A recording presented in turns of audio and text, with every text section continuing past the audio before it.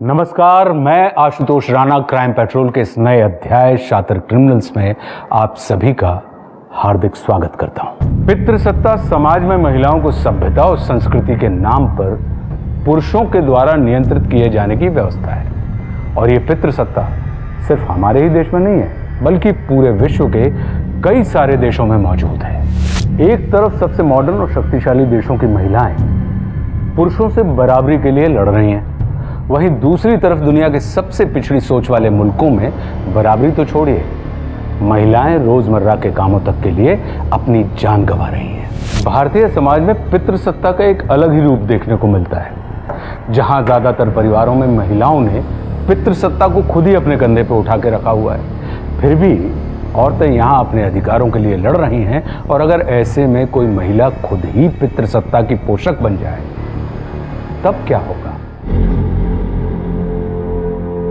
अजिंक्य, कितना प्यार करते हो तुम मुझसे? प्यार? इतना प्यार कि तुम्हारे लिए अपनी जान दे भी सकता हूं और किसी और की ले भी सकता हूं। सच? झूठ नहीं बोलता मैं कभी भी, समझी? तुम मुझसे शादी क्यों नहीं कर लेते?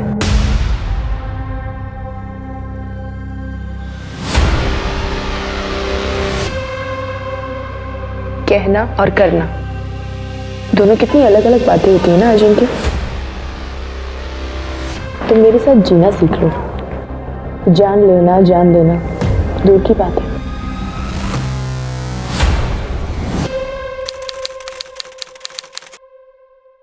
अरे रुको रुको, क्या दादा, वहनी को घर ला रहे हो और जेब भी ना हल्की करनी पड़े?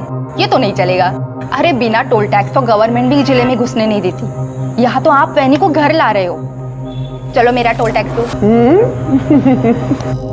ये ले तेरा टैक्स, पूरे 50,000। चल अब जाने दे। बस 50,000? इतने में तो अच्छा सा ढंग का फोन भी नहीं आएगा। चलो इसे डबल कर दो। तुझे समझ नहीं आता क्या कहा मैंने? जितना दिया है उतना रख ले। अरे चिढ़ तो उसका चला पीछे, उसके इकलौते भाई की शादी है। रुक बहू, ये ले, ये अपने ननद को दे दे। आखिर गृहस्थी में इसके साथ तेरा भी बराबर का हक है।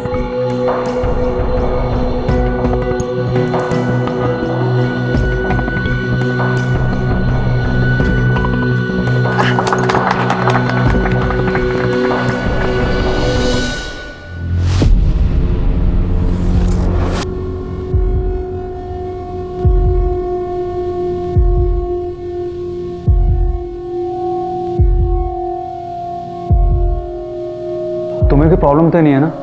एक्चुअली मैं बहुत थक गया हूँ, सोना चाहता हूँ।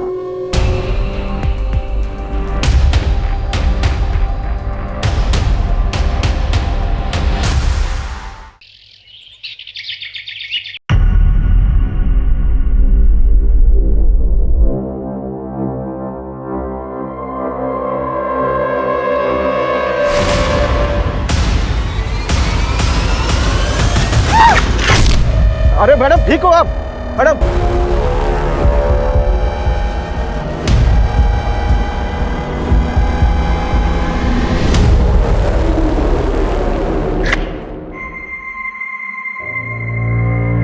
क्या हुआ था आज?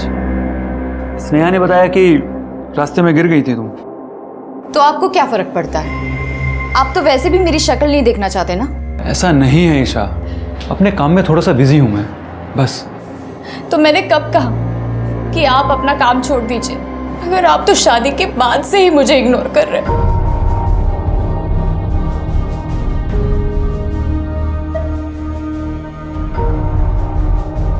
ईशा,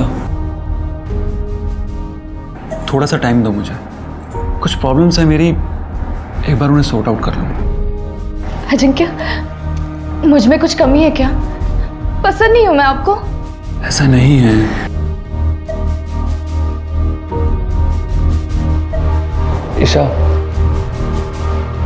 ईशा, ईशा सुबह फ्लाइट है मेरी, मुंबई जाना है मुझे, जल्दी उठना है तो सोने जा रहा हूं। अजिंक्य,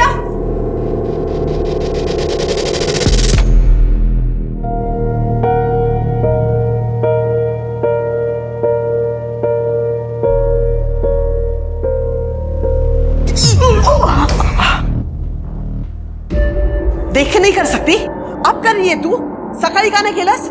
मैम वो सर के लिए नाश्ता बना रही थी तो देर हो गई। जा चहा घेऊन ये। काय झालं आई?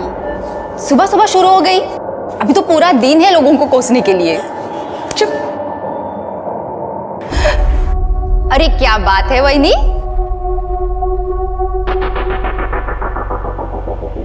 सच बताइए, कल रात दादा ने आपको सोने नहीं दिया ना, इसलिए आपकी नींद लेट खुली ना? वैसे दादा है कहाँ? कई दिनों से नहीं दिखे। सुबह उठेगी तो पता चलेगा ना। हाँ, ऑफिस गया है वो। तसा तुमचा डोळा तर दुपारपर्यंत उघडतच नाही। तो आई मुझे भी ऑफिस जाने देना, मैं तो दादा से जल्दी भी उठूंगी। हाँ, पर तुम्हारे खानदान में लड़कियां काम कहाँ करती है बाहर जाके? जो मेरा खानदान है ना, वही तुम्हारा खानदान है। अपने ससुराल जाके कर जो करना है। बिल्कुल सही कहा बहन जी आपने। बेटियों का असली घर तो उनके पति का घर ही होता है। अरे भाई साहब, इसकी क्या जरूरत थी?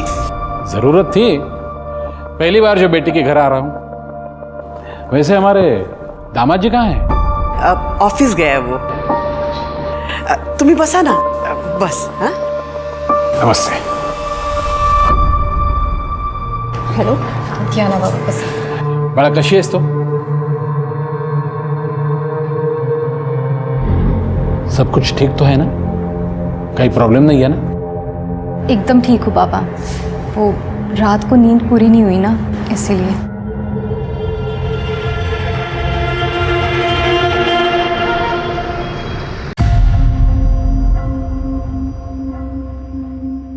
भाई क्या है ये खरोड़ गांव की जमीन खरीदने से मैंने आपको मना किया था, फिर क्यों खरीदी आपने? अमित ने अपने सोर्सेज से कंफर्म कर लिया है। वहां गवर्नमेंट का बहुत बड़ा पावर प्लांट लगने वाला है। जमीनों के दाम बढ़ने वाले हैं। ये अमित, इसकी बात पर आपको मुझसे ज्यादा भरोसा है। इसको तो मैं अभी छोड़।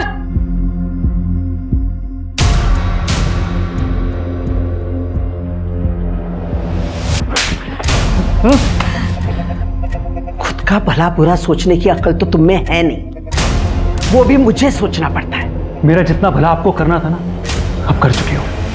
अब कम से कम मुझे अपने मन की कर लेने दो। करो। किसने रोका है? अरे आपने रोका है और किसने रोका है? क्या? देखो बेटा, ये प्रॉपर्टी, ये घर, ये सब तुम्हारा ही तो है। लेकिन पहले खुद को साबित कर। खुद को साबित करते करते ना मैं थक गया हूं। लेकिन अब भी आपको मुझसे ज्यादा अगर दूसरों पर भरोसा है ना, जस्ट लीव इट। हट।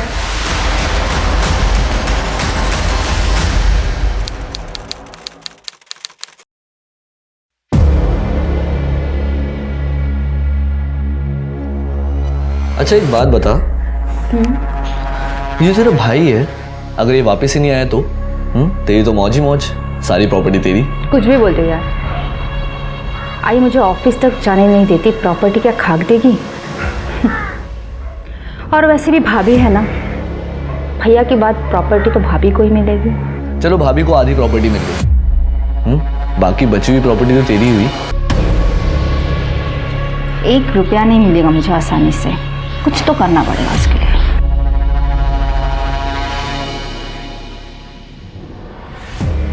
सही कह रहा था तू।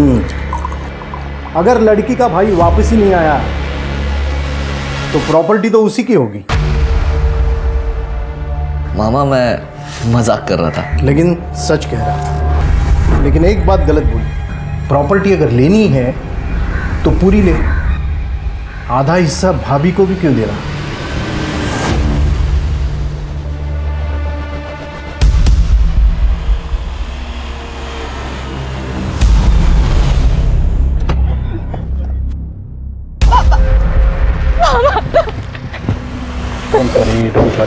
अजिंक्य का नंबर दे, उसको ट्रैक करेंगे, उसका लोकेशन पता चल गया। अब अरे सर, इसकी कोई जरूरत नहीं। मैंने कहा ना आपसे, अजिंक्य वापस आ जाएगा।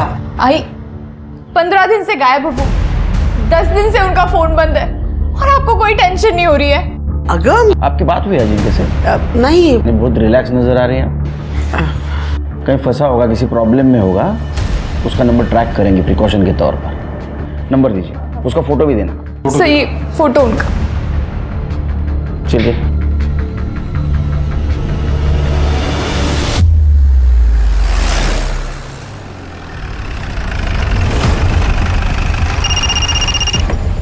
हेलो। हाँ सर, हम लोग पिंपरी में हैं। यहाँ अजिंक्य का एक बंगलो है सर, और उसके फ़ोन की लास्ट लोकेशन भी यहीं की दिखा रही है। मैं देखता हूँ अभी। Okay sir.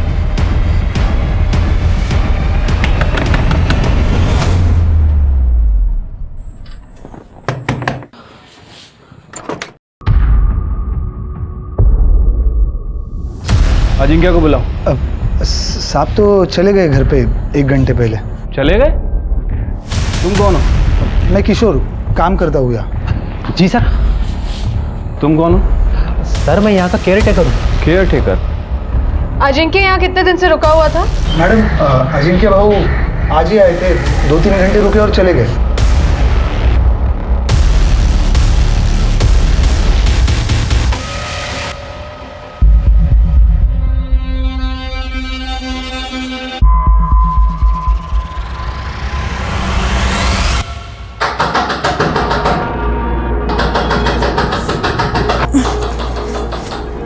अजिंक्य, कहाँ चले गए थे आप? मैं कितना डर गई थी। Thank God. कहाँ चला गया था मैं? यही तो था। अरे कौन है? क्यों दरवाजा ठोक रहे हो? आ तो रहा हूं। क्या हुआ? दादा बाहर पुलिस आ गया था। सर मैंने आपको पहले ही कहा था, मेरा बेटा घूमने गया, गायब नहीं हुआ। ये तो मेरी बहू फालतू में घबरा गई। अजिंक्य, इसके बाद में जब बाहर घूमने जाओगे तो घर पे इन्फॉर्म करना। चलो, थैंक यू। सीरियसली ईशा, तुमने ये पुलिस को इन्फॉर्म कर दिया? लेकिन आप गायब थे, आपका फोन भी नहीं लग रहा था। मैं बहुत डर गई थी। बच्चा नहीं हूं मैं, अपना ख्याल खुद रख सकता हूं। और आइंदा से अगर तुमने मेरे किसी भी मामले में दखल देने की कोशिश की तो मैं तुम्हारा... बस बेटा, तुम अपने कमरे में जाओ।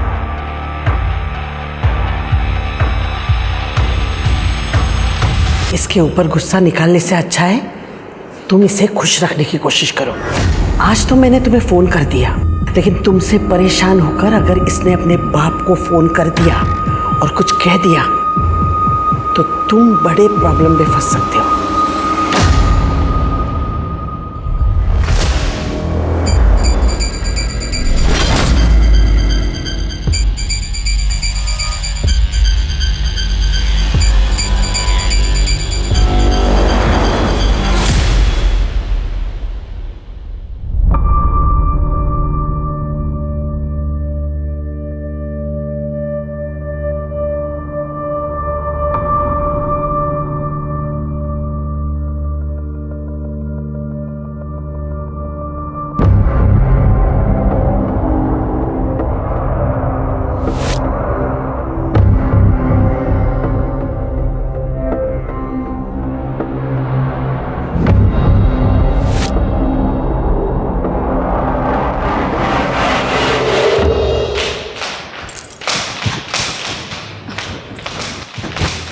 आई।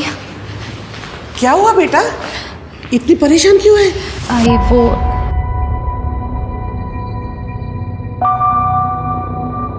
अरे छुपा इसे, कोई देख लेगा। आई मैं बहुत गहरी नींद में थी।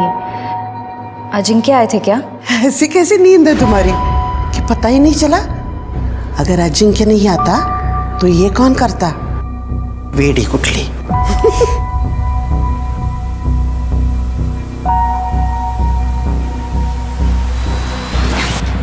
थैंक्स। तेरे भाई का भी बढ़िया है, अपनी मर्जी से आता है, अपनी मर्जी से जाता है। पता नहीं तेरी भाभी कैसे झेल रही है उसे। इसमें झेलने की क्या बात है? घर में किसी चीज की कमी थोड़ी ना है। एग्जैक्टली, घर में किसी चीज की कमी थोड़ी ना है। करोड़ों की प्रॉपर्टी अलग से। अगर ये सब नहीं होता ना तो कब का छोड़ के भाग गई होती तेरी भाभी तेरे भाई को। ऐसा कुछ नहीं है, वही बहुत खुश है दादा के साथ। ये खुशी ना सिर्फ दिखावा है, चाहे तो देख लेना। अगर कल को तेरी ये भाभी तेरी दूसरी आई बन के तेरे सर पे ना बैठी ना तो बताना मुझे।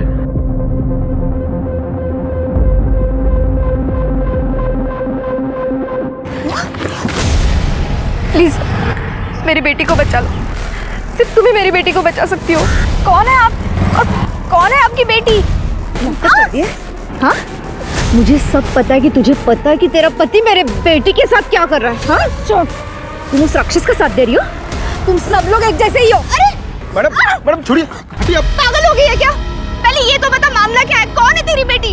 हटिए पीछे हटिए। आइए मैडम आइए, आप आइए। बैठिए हटिए यहाँ से।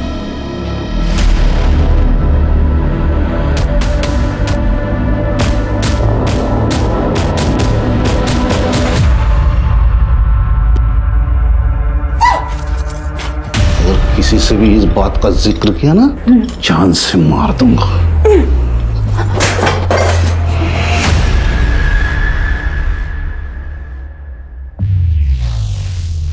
कौन है तुम? मर्डर लगभग कल शाम के आसपास हुआ है। ये अपने पास आई थी ना पति की मिसिंग कंप्लेंट लिखवाने? हाँ सर, अजिंक्य वाडेकर। इतने बड़े खानदान की बहू कोथरूड में जंगल में इतने दूर क्या करने आई? बॉडी को पोस्टमार्टम के लिए भेज दो, उसके फैमिली मेंबर्स को बता। Okay sir.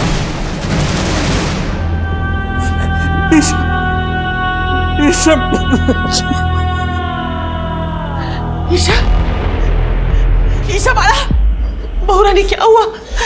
क्या करने आई हो? पहले तो मेरी बच्ची को मार दिया, अब झूठे आंसू बहाते हो। भाई साहब क्या बोल? बात तेरी तो मैं। सर, ईशा पिछले 5 दिन से मेरे घर पर ही थी, क्योंकि अजिंक्य फिर से कहीं चला गया है 10 दिन पहले। फिर से? सर मैंने आपको पहले ही बताया था कि अजिंक्य ट्रैवल का शौकीन है, और इस बार तो वो बता के भी है, और ईशा इस बारे में जानती थी। ईशा कोथरूड क्यों गई थी? सर, उसे किसी का फोन आया था कि अजिंक्य घर वापस आ गया करके। वो मगरपट्टा जाने के लिए निकली थी, लेकिन कोथरूड क्यों गई मुझे कुछ नहीं पता सर। अजिंक्य घर आया ही नहीं था तो ईशा को फोन करके क्यों कहेगा? सर, मैंने बहुत बड़ी गलती की है। ईशा की शादी अजिंक्य के साथ करके अजिंक्य के घर वालों ने मारा है ईशा को। ईशा ने कभी कंप्लेंट की थी ससुराल वालों के खिलाफ? सर, उसकी जरूरत ही नहीं थी। उसके चेहरे पे ही लिखा था कि वो अजिंक्य के साथ शादी करके खुश नहीं है। सर कोई कुछ भी कहे, मैं तो सामने देखती थी ना ईशा कितनी खुश थी मेरे बेटे के साथ। जयश्री जी, लास्ट टाइम जब अजिंक्य गायब हुआ था तो उसकी मिसिंग कंप्लेंट ईशा ने की थी, और इस बार जब वो गायब हुआ है तो ईशा का मर्डर हो गया। कहीं अजिंक्य के गायब होने में और ईशा के मर्डर में कोई कनेक्शन तो नहीं है?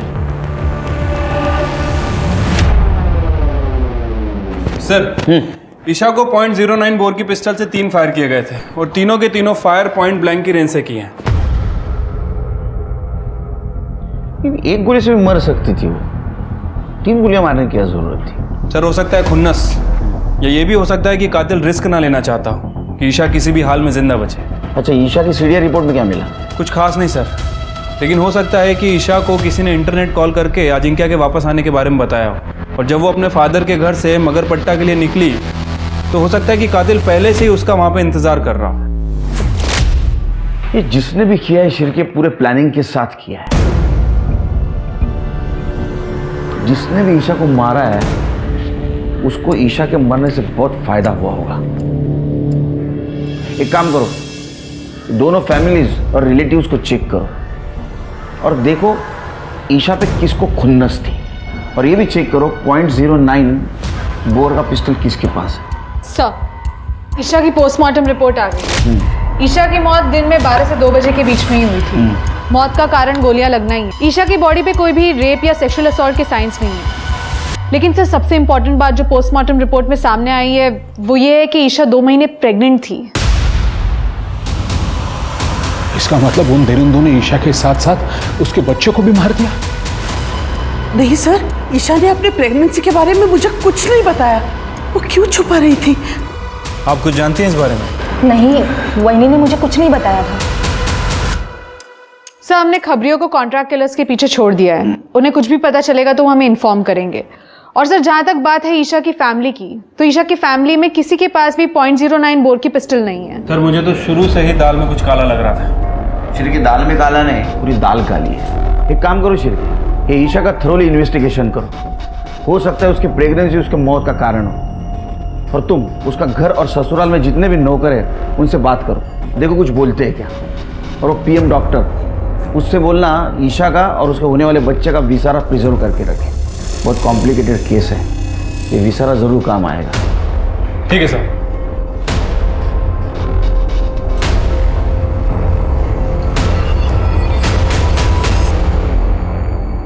सर, वाडेकर फैमिली के बारे में एक इंटरेस्टिंग बात पता चली है। सर, लगभग 20 साल पहले जयश्री वाडेकर के पति प्रभात वाडेकर की गोली मारकर हत्या कर दी गई थी। और सर, हत्या के बाद जयश्री ने गांव की पूरी ज़मीन बेच के पुणे शहर में ज़मीन खरीदी। और आज जयश्री का जो बिजनेस एम्पायर है वो पुणे की ज़मीन के बढ़ते रेट की वजह से है।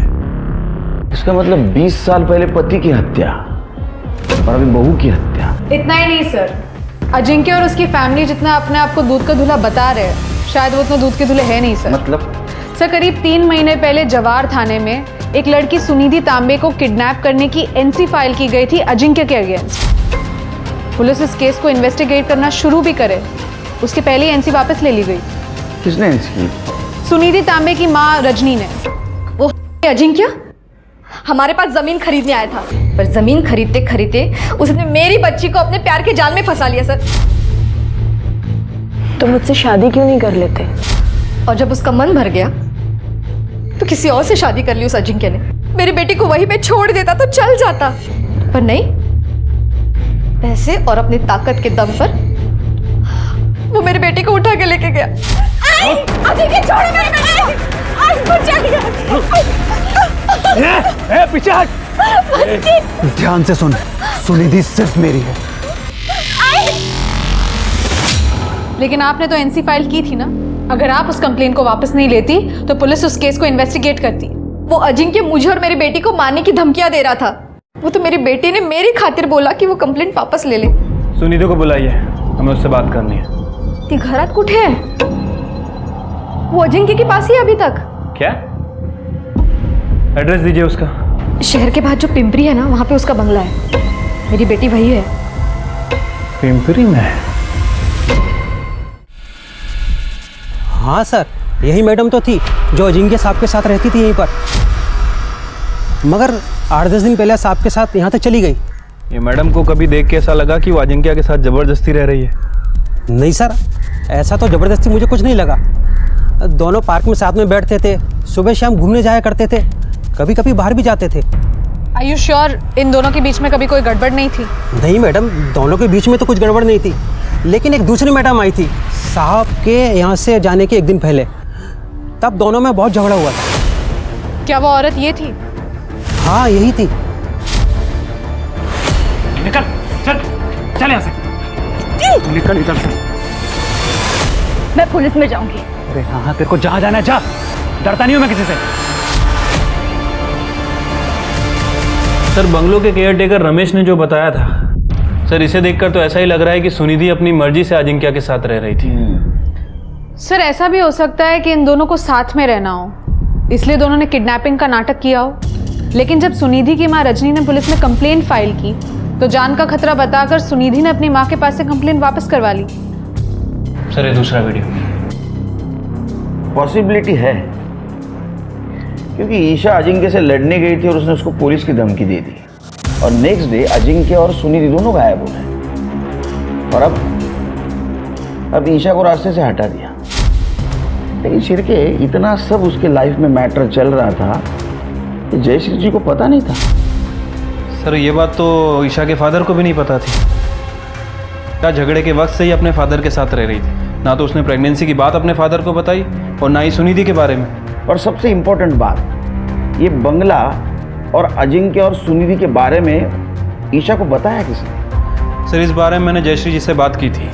सर, सुनिधि के साथ मेरे बेटे ने अपना रिश्ता कब का खत्म कर लिया था, और अब आप कह रहे हैं कि मेरे बेटे ने सुनिधि को जबरदस्ती अपने साथ रखा था। मेरे लिए तो पेपर्स ओके हैं, एक बार क्रॉस चेक करवा के डॉक्यूमेंटेशन के लिए भेज दो। Okay ma'am. बेटा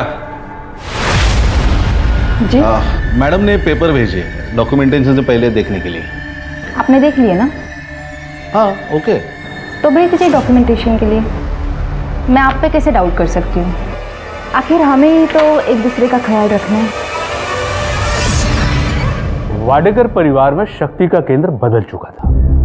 हर बार अजिंक्य की वापसी का भरोसा रखने वाली जयश्री ने इस बार अजिंक्य की वापसी का इंतजार ना करके अपने स्वाभाविक उत्तराधिकारी के तौर पर स्नेहा को चुन लिया था, जबकि वो हमेशा लड़कियों के काम करने के खिलाफ रही थी। क्या उसे कुछ ऐसा पता था जो अपने उत्तराधिकारी का चुनाव करना उसकी मजबूरी बन गई थी?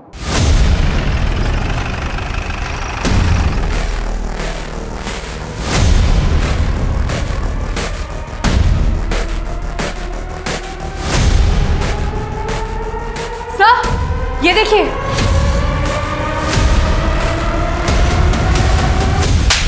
क्यों मारा? ईशा को क्यों मारा? सर मैं क्यों मारूंगा ईशा को? सर मेरा तो उससे कुछ लेना देना ही नहीं है। सर मैं सुनिधि से प्यार करता हूँ, उसके साथ रहना चाहता हूँ। अच्छा, तो सुनिधि के साथ तू रहना चाहता था इसलिए सुनिधि को किडनैप कर लिया?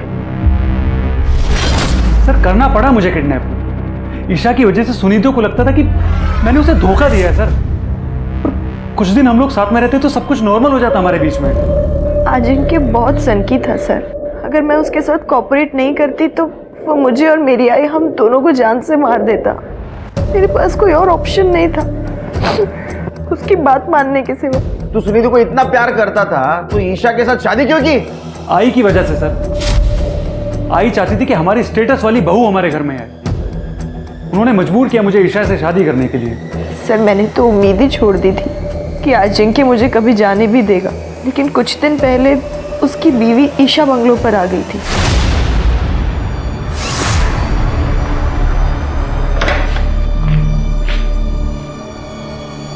प्लीज मुझे बचा लो, प्लीज। अजिंक्य मुझे जान से मार दे, प्लीज। अजिंक्य मुझे मार डालेगा, प्लीज प्लीज जल्दी बोलो। क्या कर रही है? चल बाहर से। अजिंक्य बाहर निकल यहाँ से। बाहर चल। प्लीज मुझे क्या कर रही है? अपने काम से काम रखा कर। मैं तेरे किसी मामले में नहीं पड़ता हूँ, तू भी मेरे मामले में मत पड़। अब ये सिर्फ तुम्हारा मामला नहीं है अजिंक्य, मेरा भी है। बीवी हूँ मैं तुम्हारी, तुम्हारे होने वाले बच्चे की माँ। दिमाग खराब है क्या तेरा? हाथ नहीं लगा मैंने तुझे आज तक। हाँ, और तू ये किसी और का बच्चा मेरे सर पे डाल रही है। निकल इधर से बाहर। बाहर चल यहाँ से, निकल। चल चल यहाँ से। मैं पुलिस में जाऊंगी और इस लड़की के बारे में सब कुछ बता दूंगी। अरे हाँ हाँ, तेरे को जहाँ जाना है जा, समझी? डरता नहीं हूँ मैं किसी से। तो क्या ईशा का बच्चा तेरा नहीं था? सर हमारे बीच में कभी कुछ हुआ ही नहीं है। तो झूठ मत बोला, डीएनए सब सच बोलेगा। सर आपको जो टेस्ट करवाना है करवा लीजिए, जब मैंने कुछ किया ही नहीं तो डरना किस बात का है? अच्छा एक बात बता, ईशा को कैसे पता चला वो तेरे बंगले और सुनिधि के बारे में? सर मैं खुद नहीं जानता, मुझे नहीं पता है।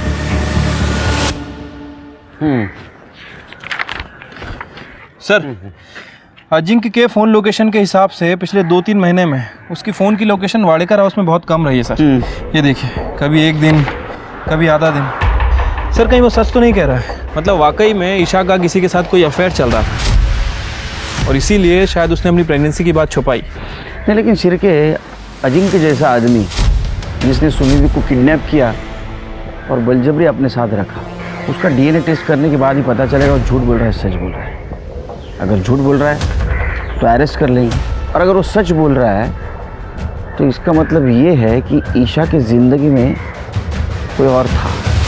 जब आपको मालूम है कि ईशा का संबंध किसी और आदमी के साथ था तो मेरे बेटे को क्यों पकड़ के रखा है? उसे बेवजह जयश्री जी शायद अब ये भूल रही है कि आपके बेटे के खिलाफ किडनैपिंग और रेप के चार्जेस है। सर ऐसे चार्ज तो 50-60 हजार में वापस लिए जाते हैं, और ये काम है सुनिधि जैसे लड़कियों का, जो हम जैसे अमीर खानदान के लड़कों को फंसा के ये सब पैसा वसूल करती है। देखिए जयश्री जी, जी हाँ जी। आप कहाँ से आ रही है? ऑफिस से। सब दादा के नहीं रहने पर किसी को तो काम संभालना पड़ेगा ना। अब आई अकेले तो सब कुछ नहीं संभाल सकती। लेकिन आपके दादा भी जिंदा है और आपके वहिनी का मर्डर हुआ है। आप कहना क्या चाहते हैं सर? कहना नहीं, पूछना चाहता हूँ। आपके वहिनी के अफेयर के बारे में कुछ पता है आपको? नहीं, मुझे इसके बारे में कुछ नहीं पता। शिरके, मुझे डाउट आ रहा है इन लोगों पर, घुमा रहे हैं हमें। एक काम करो, ये ईशा के कांटेक्ट में जितने भी मर्द है सबका डीएनए टेस्ट करवाओ और शुरुआत इस घर के नौकरों से करो। ठीक है सर।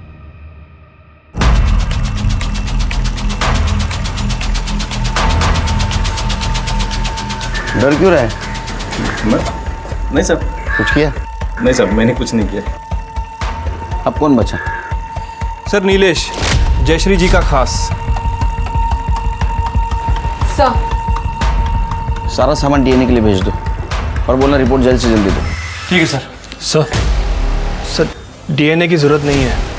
ईशा वाहिनी के होने वाले बच्चे का बाप मैं ही हूँ सर। इंस्पेक्टर साहब, अरेस्ट करना इसे। अपनी पोल खुलने की वजह से इसी ने मेरी बहू को मारा और इसकी सजा मेरा बेटा भुगत रहा है। ये क्या बात कर रही है मैडम आप?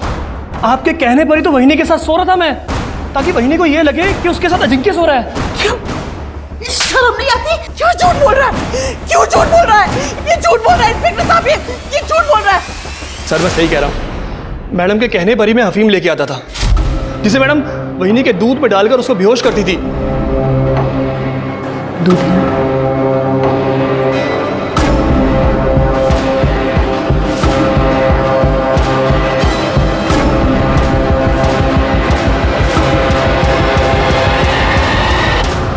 सर ये झूठ बोल रहा है, ये झूठ बोल रहा है। अरे क्यों चला? क्या सच क्या झूठ हम पता करेंगे। सर, नीलेश अभी भी अपनी बात पे अड़ा हुआ है। उसका कहना है कि उसने जो कुछ भी किया है जयश्री के कहने पे किया है। लॉजिकली सोचो शिरके, एक बड़ा घर है, उस घर में एक नौकर है और उसने उस घर के बहू के साथ संबंध बनाए हुए हैं और घर में किसी को मालूम नहीं। सर पॉसिबल तो नहीं है, लेकिन हमारे पास जयश्री के खिलाफ कुछ है भी नहीं। सिर्फ वो एक नीलेश का स्टेटमेंट है। नहीं, सबूत तो नहीं है, लेकिन वाडेकर हाउस में एक आदमी है जिसके चेहरे पे लिखा है वो कुछ जानता है।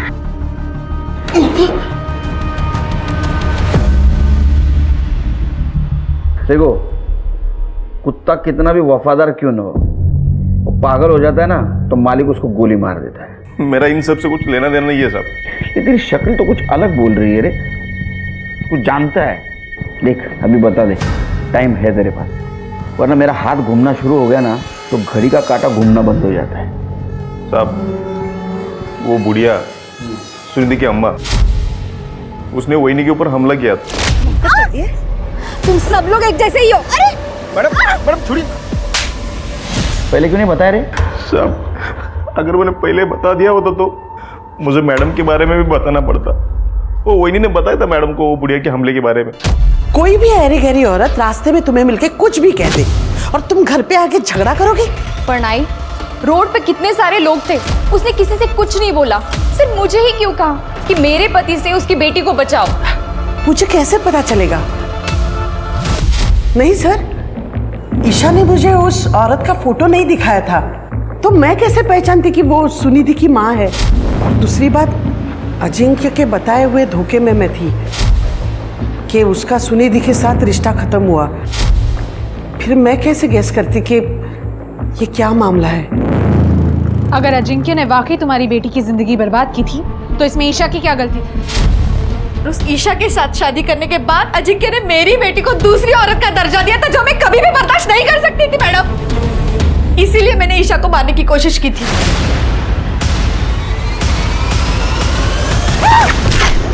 अरे मैडम ठीक हो आप? लेकिन वो बच गई, इसलिए तुमने दोबारा ट्राई किया। तुम सब लोग एक जैसे ही हो। अरे मैडम छोड़िए। लेकिन तीसरी बार ईशा बच नहीं पाई। वाकई तुमने उसे मार दिया। नहीं नहीं, मेरी आई ने ईशा को नहीं मारा है। मेरी आई किसी को भी नहीं मार सकती है। मैंने सुना था ईशा को 3 गोलियां लगी थी ना। एक बार हमारी हालत तो देखिए, मैं अपने बच्चे का इलाज नहीं कर पा रही थी हॉस्पिटल में, इसलिए उसको घर पे लेके आई। जो धक्का वक्का करना था वो मैंने किया, पर ईशा पे गोलियां चलाने के लिए पैसे मेरे पास नहीं थे। मैडम लेके जा रहे हो? मैडम छोड़ो मैडम, मैंने कुछ नहीं किया, मेरी आई ने कुछ नहीं किया। सर ये जयश्री कभी नहीं चाहती थी कि स्नेहा बिजनेस में दखल अंदाजी दे, लेकिन अभी स्नेहा बिजनेस में दखल अंदाजी देने लगी है।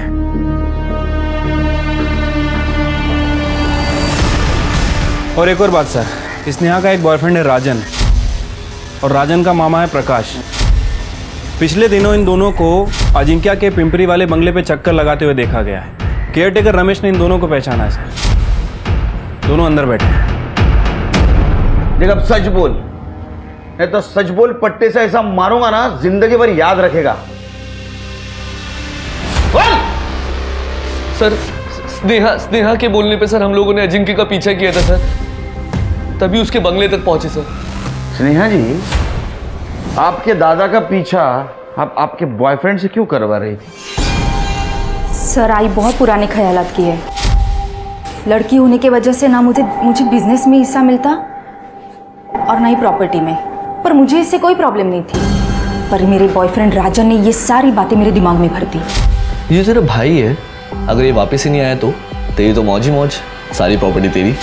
दादा की हरकतें ऐसी थी कि आई उसे बिजनेस हैंडओवर नहीं कर रही थी, तो मैंने सोचा दादा की जगह मैं ले सकती हूँ। हाँ, एक तो तुम्हारी आई की घटिया सोच थी और तुम्हारी बहनी तुम्हारे रास्ते का कांटा थी, तो दोनों को खत्म करना था तुम्हें, इसलिए सब कुछ किया तुमने। आई भले ही बिजनेस दादा को नहीं देती, मगर उनकी बीवी ईशा अगर इस घर की बहू होने के नाते अगर उसने प्रॉपर्टी में हिस्सा मांगता तो कुछ नहीं कर पाते। और दूसरा, मुझे बिजनेस ज्वाइन करना था, पर इसके लिए आई को मनाना बहुत मुश्किल था। पर मेरी किस्मत अच्छी थी कि ये दोनों प्रॉब्लम का सलूशन खुद चलकर मेरे पास आया।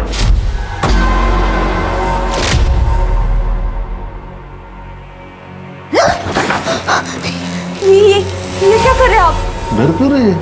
हाँ, ये मुझे पता है तेरा पति अजिंक्य तुझे खुश नहीं रख पाता। तो बोले तो वो कभी मैं पूरी कर दूं? हिम्मत कैसी हुई आपकी ये सब सोचने की? मैं भी आई को सब बोल दूंगी, सब बता दूंगी। अगर किसी से भी इस बात का जिक्र किया ना, जान से मार दूंगा। वैसे भी तो किसी से भी ये बात कहेगी ना, तेरी बात कोई नहीं मानेगा। लेकिन अगर मैं आई को बताऊंगी ना तो वो जरूर मानेगी।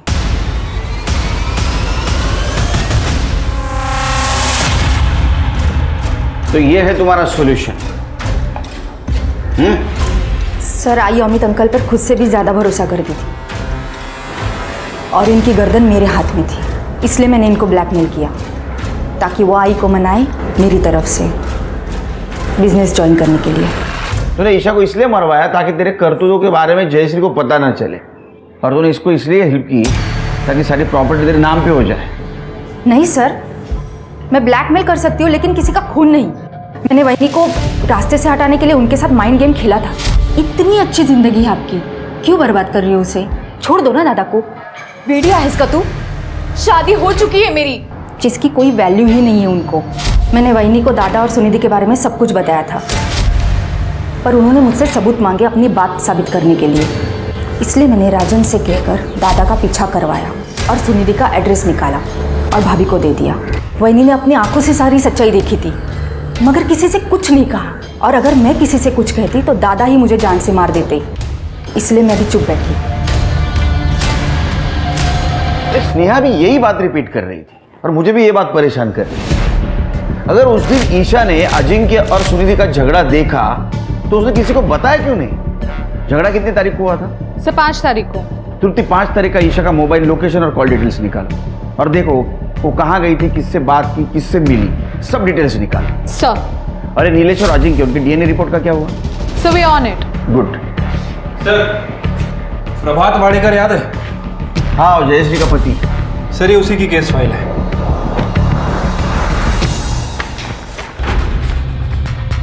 और सर ये, अरे तो उस्मान शेख है, शार्प शूटर।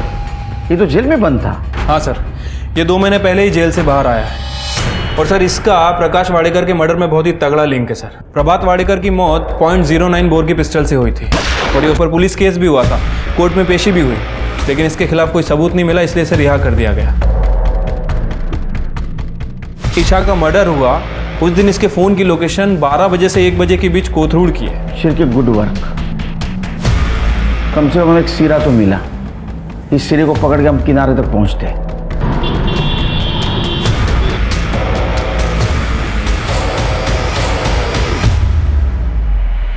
जयश्री जी, आपने झूठ बोला हमसे। नंबर 1, नीलेश आपके लिए काम नहीं करता, और नंबर 2, ईशा के प्रेगनेंसी के बारे में आपको पता नहीं था। फिर तो बकवास कर रहे हैं आप। आपने झूठ बोला, इसका सबूत है हमारे पास। किरण, बता इनको क्या देखा था उस दिन। डरो मत।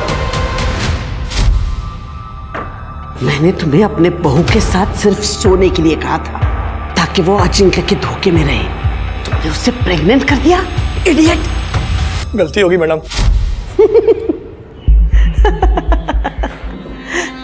इस किरण के कहने पे आप मुझे अरेस्ट करोगे, जयश्री वाडेकर को?